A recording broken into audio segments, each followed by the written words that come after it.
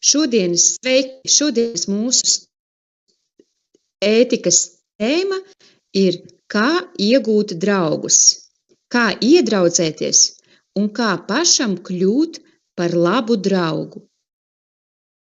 Lasīsim kopā pasaku par zemeņu laumiņu. Zemeņu laumiņu savādāk var pateikt zemeņu feja. Cik lielas, apaļas un sulīgas zemenes.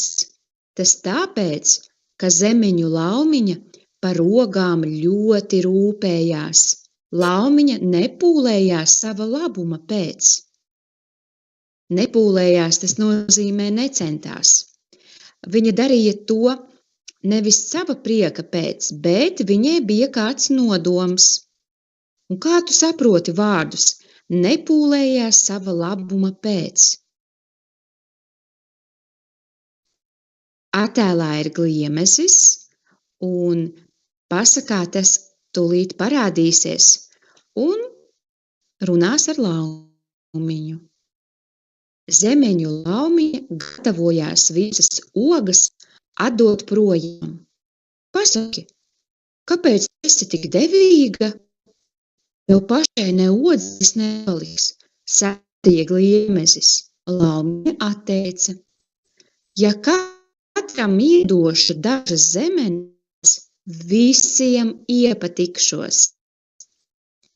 Ja visiem būšu iepatikusies, man būs daudz draugu, vai ne? Devīgas nozīmē dalās ar citiem. Laumiņa bija gatava visas zemenes atdot, un iepatikšos nozīmē patikt visiem. Laumiņa ļoti gribēja visiem patikt. Viņa domāja, ka ja iedos visiem savas zemenes, noteikti viņa visiem patiks, un visi būs viņas draugi. Kā tu domā? Ja laumiņa atdos visiem savas zemenes, vai viņa iegūs draugus? Tie būs īstie draugi. Kādas ir tavas domas?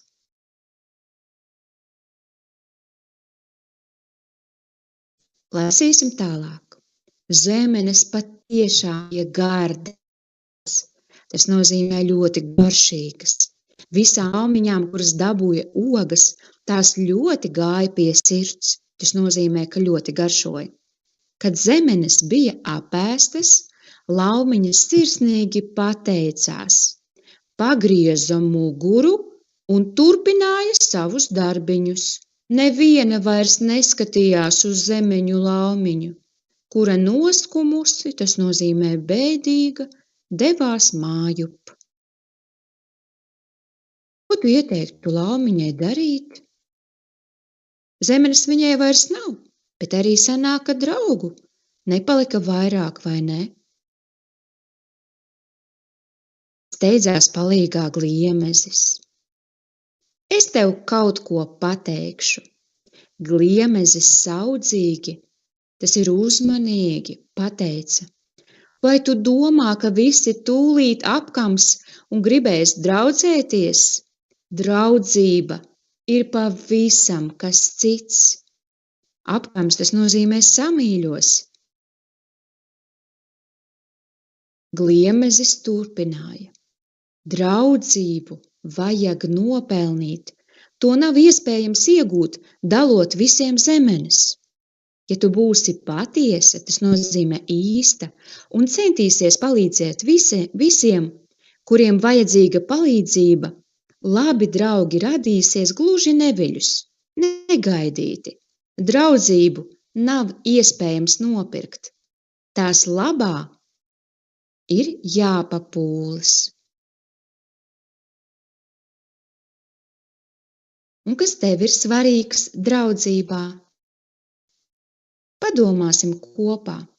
Ko tu cieni savos draugos? Kas tev ir svarīgs? Kādas īpašības ir svarīgas tev draudzībā? Cilvēki, kas ir draugi, viņus apvieno kopā apusē simpātija, kopīgas intereses. Piemēram, grāmatu lasīšana, piemēram, futbola spēlēšana, filmu skatīšanās, kopīga mūzika un, protams, neiztikt bez cieņas vienam pret otru. Un labi draugi prot piedot un palīdzēt viens otram. Un te daži aforismi, daži teicieni, sakām vārdi par draudzību, par kuriem padomā. Cilvēku pazīst, kad kopā puts sāls apēsts. Draudzība ir dārgāka par zeltu. Tas ir latviešu tautas sakām vārds. Un draudzība vairo priekus un dala. Kas tavuprāt ir draudzība? Uzraksti, atver darba lapu 36. lapas pusē un pastāsti, ko tev nozīmē draudzība. Ar labiem vēlējumiem, uz redzēšanos!